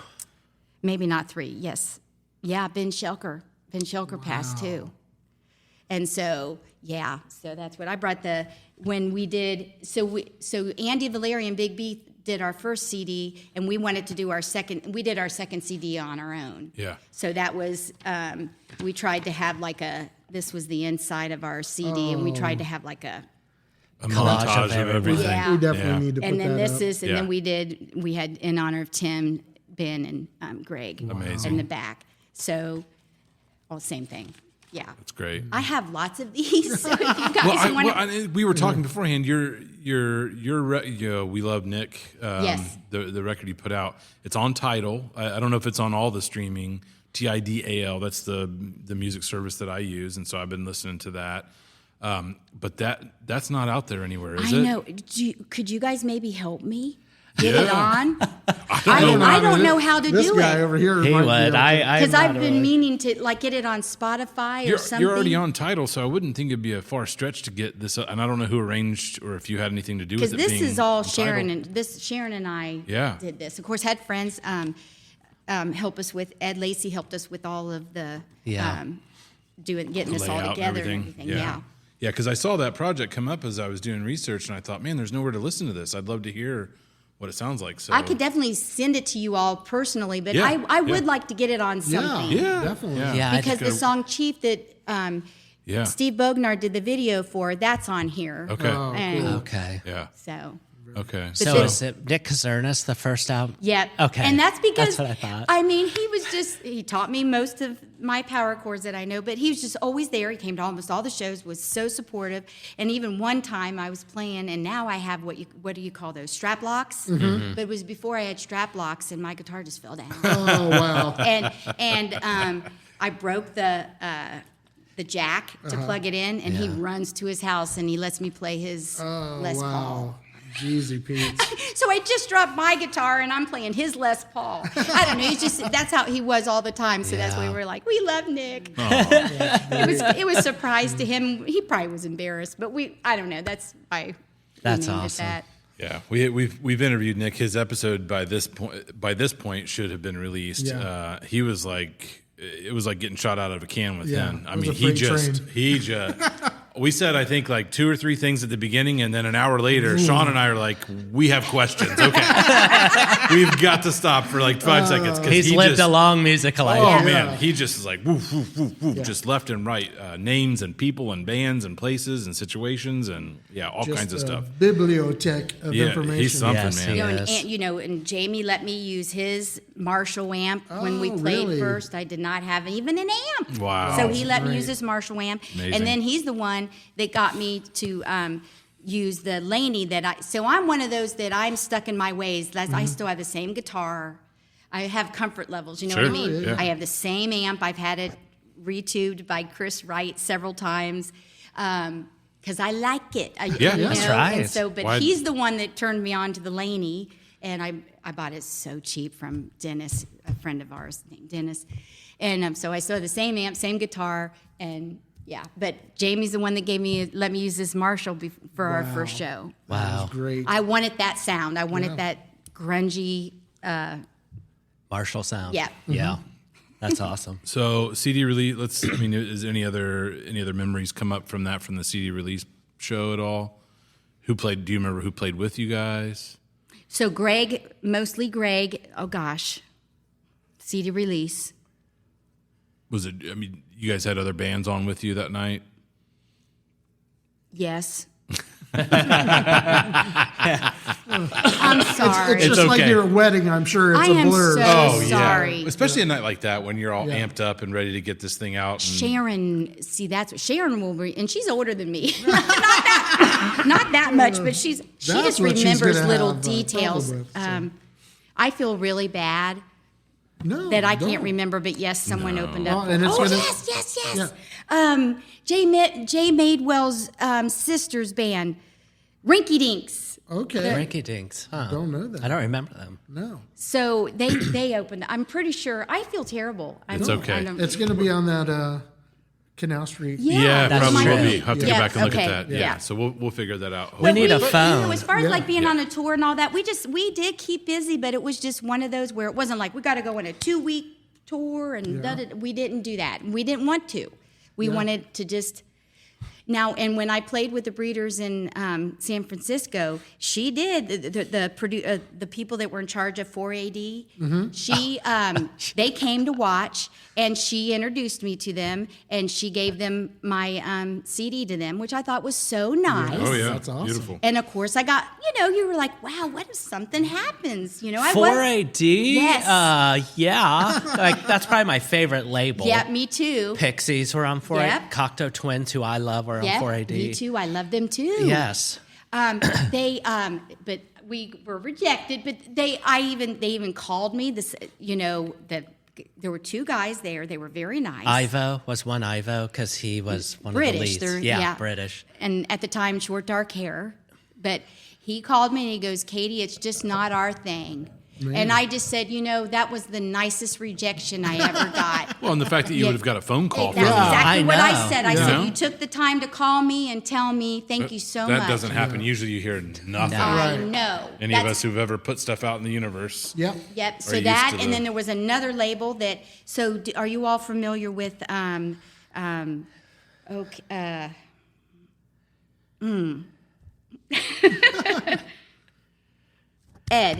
Ed's Redeem. No. I want to make sure I talk about her. Ed's Redeeming Qualities. The band's Ed's Redeeming Qualities. Carrie, who's in that band, Okay. That the Driving on 9. Yeah. That's an Ed's Redeeming Qualities song. Okay. And then I guess that connection of that, the Breeders playing that song, and That's a cover? yeah, I did Driving not on 9 know is that. from Ed's Redeeming Quality, which is Carrie Bradley's band, and they came to Canal Street a lot. And of course, I met her as a waitress, there. But she was the violin player in Last Splash. Oh, okay. Okay. So she lives in San Francisco. So she was playing too during the Primus and everything too. She played, she gets up and plays the songs that have the violin. Yeah. She was so sweet too with me. So when I did that ding ding da ding ding da ding da ding, and then the violin goes ding ding da ding ding da ding da ding, she'd look and smile. She was so sweet. She was such a sweet person. So anyway, good. I wanted to make sure I said that about her. That's awesome. But wow, there was- 4 AD. Whew. Yeah, Even to get it in their hands I is big. know. That's what I was. But of course, I think even how nice they were. He was very nice. And like I said, for him to call and all that, I wasn't like super sad or anything. Yeah. But I think because I will say the people in Dayton, they make us feel special. Yeah. They do in Dayton. Yeah. They make, we've been to Cincinnati, barely had 15, 25 people there. Yeah. And now St. Louis was good and Indianapolis was good. Louisville, Kentucky. We've had some good shows, mostly east, but really it's Dayton that's just been so good to us. Yeah. Awesome. So Yeah, I agree. I've got. I went through on BigBeef.com. There's a bunch of flyers from your shows, and I spied with my eye a couple that are actually in your folder. So I wondered if you'd be okay. I'll just throw out some of these venues. Most of these have already made an appearance at some point on our podcast where we've talked about or mentioned. Some of them have not, I don't think. So do you mind me just throwing out some venues, and if you have any memories from them, just I confirm that Real Lulu played these shows because there's a couple on there that we found a flyer from when Dan was in Tim and playing a show with who was on that one. Was it Cage. Cage? It was Cage. Yeah. Okay, yeah, Cage. okay. So Trolley Stop. We haven't talked a ton about the Trolley Stop. We haven't. That has not come up yet. It's still around. Great place to grab some food. Any memories from playing the Trolley Stop? with Greg Spence, and it wasn't a huge crowd. I remember it wasn't a great crowd, but it wasn't terrible or anything. And I think we got to the point where we learned not to play all the time. So there was definitely a point there where we were playing a lot. Yeah. So we learned how to balance that out. Yes. And so just because they say yes doesn't mean you should go because you may have worn people out. Yeah. So I remember not having a great crowd at that one. That's one of those things when you're in a town, I think the size of Dayton, you do have to learn how to pace right. Yes. your shows We played once a month in Dayton, and then tried playing other shows outside. elsewhere. Yeah, because otherwise you just burn out the people who do want to come see you and support you, but they're Right. not going to come 2-3 times a week. week. Right. Yeah. There's only so much. Yeah. Right. Jesse's Celebrity, which we talked about beforehand, was just celebrities, is what I remembered on North Main, right? It was a That's club. what I thought. It was like 1470s, but Yeah. it was a club like that. But I don't remember them doing shows. Me but neither. There's a flyer. There's a couple different flyers. And And if I you have wonder- no memories, it's okay because I don't No, either. I think it's the one that was one of our most favorite shows ever. Really? Yeah. Who's Jesse, I wonder? Can you tell me, is it after the band playoffs? I don't Does know it- because some of these oddly. We did a show after the band playoffs, and it was awesome. I think it was Celebrities. Was it? It was. We had such a blast. Celebrities And was a Jamie fun played place. with us. Jamie got up and. Oh like, yes, there sang was. with- I have at the Palace Club a That's show the that you one. did I'm with sorry. Cage and Haunting Souls. Yes, that's. And by the way, Pretty he good lineup. asked Cage, me. Haunting Souls, and Real Lulu. He asked me to get up and so first was Wham. Then after working at the radio station, one of my all-time favorites is Concrete Blonde. Oh, Dan loves them. Loves them. we just Top did 5 our record. Yeah, top 5 record. I love that. And yeah. the song That True, makes a lot of sense, when I actually. heard True, that's part of like with Real Lulu. I just want us to be true is what I would say to her. I want us to have fun. No one's in charge, blah, blah, blah. Yeah, so I love Concrete Blonde. And Jamie knows it, and Jamie asked me to get up and sing "Still in Hollywood." Oh, really? Oh, cool. So that's that a was great cut. before Real Lulu. Really? Yeah, when Oh, he asked wow. me to do that. That's so awesome. Amazing. I was So like, thank you, where- Jamie. the Palace Club, I don't remember. I don't think that's Neither. come up at all. That was a blast. That's the one. He was on there, and he got up and sang. I think he did. I think he did Little Lever, I think the song Little Lever. Little Lever. Yeah, I like that think he song. got up and sang that. Jamie did? Yeah. Oh, really? And Cool. I mean, that was. I remember that show. That was a blast of a show. Where was the Palace Club? Okay. I don't ever even heard of that. You guys, I am so sorry. you're fine. no. No, we're trying. Part of what we're doing It's here in is like Beaver Creek, I think. we're just trying to remember some of these things and keep them in I our think- conscience. I think It used to be Sloopies or something like Elbows or something like that. I think it's where the King's Rook or something is now. Because King's Table, Rough Grange Hall. Yeah, because oh gosh, who did we just record? Ken? Ken was Ken talking Grossman. about Ken that. Gross. Yeah. Or gross. Yes. Yep. All right, a couple others. The Asylum. I mean, the Asylum Yes. was in the '90s. Yep. It was basically 14s in the Asylum were the two I big never clubs went to to go. Asylum. We definitely opened up for Iodine at that one. I Oh, recall that sounds for about right. sure. Yeah. And that was fun. I don't remember it being like the energy wasn't great, but it was still fun. It was a cool Palace room. Club. I remember the crowd. It was like, how could you not feed off of that? That was a Great really bill. It, Yeah. I mean, Yeah. it was a Hit him hard and leave I mean, him I want think more. I think Jamie jumped off the stage and everything. Oh, geez. Yeah. Oh, yeah. Okay, so we've done more than one Asylum, I believe. Yes. Yeah, I think there was a couple up there that I saw. I was just trying to hit some. 1470, you played a show or two there. It looks like not the original, but the one that was on Jefferson. So after it moved from Kettering, there was at least To one or two downtown? flyers. Yeah, one or two flyers from that venue. Which I mean, that was kind of a weird place for shows, but they did do Was shows that the there. the one upstairs where they had an I upstairs? think so, They yeah. did. They had a Yes, second yes, floor. those were fun. That was fun. That was the one that was upstairs. Yeah. It Yeah. turned into Jimmy. It was like it was bought by someone else. don't know You're what- saying Jefferson in Yes. second or third. Yeah, I think that's right. Yes. That was a fun one. And that was for our friend Amy. So that's what, and that was when we were kind of retired. So that had to be like 2006 or 7. Does it say? It does not say. no. Okay. So, because 2003 is when we had like our last show, we retired 2007?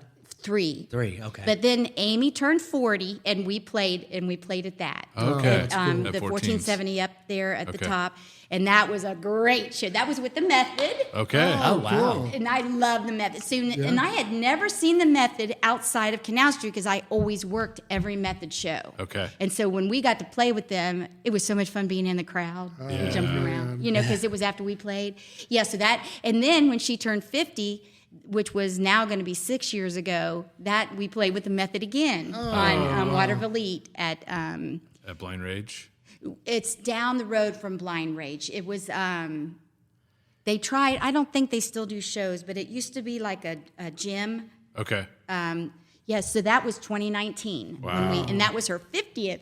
And she's like, you guys are playing her 60th. But anyway, so we've gotten back together to play for her. That's amazing. Birthdays. Yeah. That's awesome. And had a blast doing it. And then a bunch of other venues, obviously Canal Street, Yeah. Brookwood Hall has come up a ton. That's the one I couldn't remember when we did yeah. the Riot Girls. Okay. But we played more, not just that. Okay. But we did do that one. Yeah.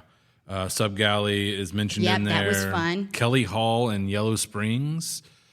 Yes, that was fun. Hold on, let me think. I don't remember any shows there, but there's a couple flyers that you had in there from shows you did In Yellow back Springs? In Yellow Springs, Kelly Hall. Yeah, I remember that. Yeah. And then there was one, I'll have to find it. There was the Vogue, which was that Is that in Columbus? Indianapolis? Or that That's was the one in Indianapolis. Indianapolis. That's We opened up for right. Guided by Voices on that one. Oh, did you really? Wow. Wow. How was that? That was a blast. That was a blast. We have a small fan. Okay. Yeah. And that was like a 750, 800 venue. Wow. Yeah. Well, And so that was a blast. if Oh, you I look bet at it was. the upcoming, these probably were in the paper back Okay, then. yeah. You can look at the lineup that's coming in after you guys. So it's Guided by Voices with Real Lulu. So I imagine this has got to be what, 95, 96? Yep, I think so. Probably. Yes. And then later on, you've got the Robert Cray Band, who Robert Cray was a great blues guitar player. Mo, who ended up becoming, one of the big bands in the jam band scene. 10,000 Maniacs, which we were talking about that beforehand. I wonder if that was... I don't know if they continued to tour after Natalie Merchant left, because her solo record, Tiger Lily, came out somewhere around then. So, because I saw her at the Horde Festival with like Blues Traveler, and I don't even know who else was there. Ben Folds 5. So that had to have been before the big hit, because he was only $10 to see at that point. I guess maybe, I don't know, Big Head Todd and the Monsters was another kind of jam band adjacent. So it's interesting to look and see you guys on the list with all these other bands. We were super excited. Yeah, and I that bet. also in the video Chief on YouTube. Have you seen it by any chance? No, I've not, no. Oh, okay. So there's some of the footage is We'll put up us a link doing for that. sound check on that. Really? On the Vogue. How did that show come about? How'd you guys get on there? More than likely, Jim. Okay. Because his connection with Guided by Voices. But I know. I talked to them from working at Canal Yeah, of Street. course. Being around. Stuff. Well, I know and him, but yeah, Jim's definitely the link there too. it's going all the way back to the beginning, and the first instruments you played, you said were trumpet and clarinet, right? Yeah. And you have, when I was doing some research, you have a credit on Robert Pollard's second solo record, Waved Out, for trumpet. Yes. And I went back and listened to the song, because I didn't remember it, but I went back and listened. And I was like, it's just a little snippet, isn't it? It's just Right in the middle. I love that. I love that record. I mean, how cool is it to be and again, I'm credited? eating it the whole time. Oh, I'm yeah. like, I'm hearing. I just, I'm just grateful. I'm just eating every bit of it up. You're so much in the mix of everything happening. Talking about incestuous. They called me Yeah. and said they need a Crazy. trumpet. So John, the engineer of Cro-Magnon, and they needed a trumpet, and he said, Katie said she played the trumpet, and Bob said, call her up. Oh my And God. and then I'm there, and I'm hanging out with them, having a blast, and then trying to hit it. I had man, if you don't keep up with the That trumpet, amateur or whatever it is. and I thought I was pretty good at when I did play, but anyway, I remember to get in that. And gave he him goes, what keep it. I like it. It's funny. That's awesome. That's great. Man, I learned so much I did today, too. because it's like, I know Real Lulu, obviously, but then I didn't realize everything else. And I knew you worked at Canal, but everything else. There's so much Yes. that you were invited into to do that was like anyone would drop dead to Aw, do. yeah. I mean, it's just like, I feel like there's something else I wanted to tell you, like something else that came up right around the Vogue thing. about the Guided by Voices. Or? I feel like it, Well, let's. but anyway. Well- Yeah, thank you. This has been super fun Yeah. for me. So what? Your new band? What do you? Somersault. Somersault. And it's interesting because, during all the same time, I'm still trying to write educational songs. And I can learn other people's songs, but I don't feel comfortable. Right. So even like the United States song, I didn't feel comfortable learning it, so I wrote my own. I didn't write the words, of course, but the lyric and stuff. And so I would go to co-op at Tuesdays, and I would play them. And all of them are so, Kimmy, who sadly just passed away, and all the other people that work there, they were like, this is punk rock, school rock. And they, so encouraging. And so I started to ask around, and actually, the drummer of The Method, he came one time and played with me, and another person came to play the drums with me once, and it just wasn't their thing. I think they thought it was going to be exactly like Real Lulu. Yeah. And then my friend Molly, a friend of ours now she's a dear friend, Angela, she plays the drums in lots of bands. Right now she's in a band called Radar, but she was in a band called Dirty Socialites. And so Molly said Katie's wanting to put drums to her music, and she came and we started playing, and we just hit it off. And we had another drummer or bass player, and he's on this CD, but he decided to leave. He decided it wasn't his thing. And Molly came on, and now it's the three of us. And it wasn't on purpose, but it did turn out it's all females. That's It cool. just worked out that way. And I'm just so grateful to them. So it's not all education rock, but there's definitely songs in there that are I try to call it life whatever, because there's a couple sad songs too, but mostly educational songs. Like, how do you teach economics? How do you teach equivalent measurements? How do you teach what simple machines are? I need to listen to this because I don't Yeah, know what exactly. equivalent measurements are. Right. So And I tried to make it fun. And that's the one, actually. I had someone say, you know what, maybe you shouldn't play that at co-op. Oh my God. And I played it, and they go, that's a hit. And I'm like, they said it's a hit. But it was, again, it's that encouragement that keeps me going. So we played this summer in June at the Levitt, and opened up for a really great band called Kaza. They're from Japan, and that was super fun. And it was, so Mick, I just like, how can I explain what this is? You know, it's not Real Lulu. He's like, just get up there and play it and let them figure it out. And that's what Mick told me to do. And I've had people say, you're talking about the States, or you're talking about, you know, economics and supply and demand and stuff like that. So that's what, cool. I mean, I tell people, but that's what he's like, get up there, play, and let them figure out what it is. I go, okay. That's That's what amazing. and we've done pretty good there too. Being asked to play for the Levitt, we were asked to do the music festival. We were asked to play for Pride Month, and so we're super excited. Yeah. You know that Cool. That's amazing. That's awesome. And again, it's just in and out, in between, and we're definitely don't give each other pressure. Yeah. If we can't get together, it's like, it's okay. Yeah. And if we can, but we do end up talking our heads off in between songs. If we haven't seen each other in a while, we're That's trying amazing. to catch up. I do feel like there was one more story I wanted to tell you about. Yes. But now I got to think about it.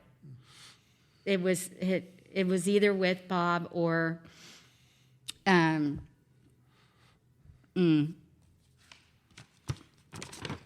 Anyway, I was hoping that might remind me. it's all right. You've already shared quite a bit with us. Thank you so much. We're Thank so you, Katie. fun. Thank you, Katie. This We is amazing. appreciate you so much. It was so fun. And again, like we said at the beginning, we're just fanboys, and we want to hear your stories. We want to hear what you experienced and what was going on at the time, and it was amazing. I think more so than what we even imagined. Yeah, for sure. I am so grateful. I really am. Yeah, if I could just emphasize how the music scene at that time was in support. Yeah. And if we didn't have that support, we wouldn't have had any where we were. We did play for teenagers at Corpus Christi Gymnasium. Is that anywhere? No, I didn't see that one. And they were being mean to each other, and here I'm like, take care of each other, stop. and then I'm like, I need to quit that. I don't need to be a teacher at this time. But that was still super fun. Take care of each other, I think, is a pretty good great- mantra. Be nice. So, Yeah, great way to especially end it. this time Yes. in our Yes. lives. Right. Be nice. Take care of each other. Well, Katie, thank you so much for joining us. Yes. Yes. It's been a blast to hear your stories and hear how you were at kind of ground zero of Dayton in its hotbed era. And so thank you for sharing with us, and we wish you nothing but the best. And look forward to listening to this CD that we've not been able to listen to online. So thank you so much Thank for your you time. very, very much. Yeah. Thank Thanks, you. Katie. Super fun. Thank you. Awesome.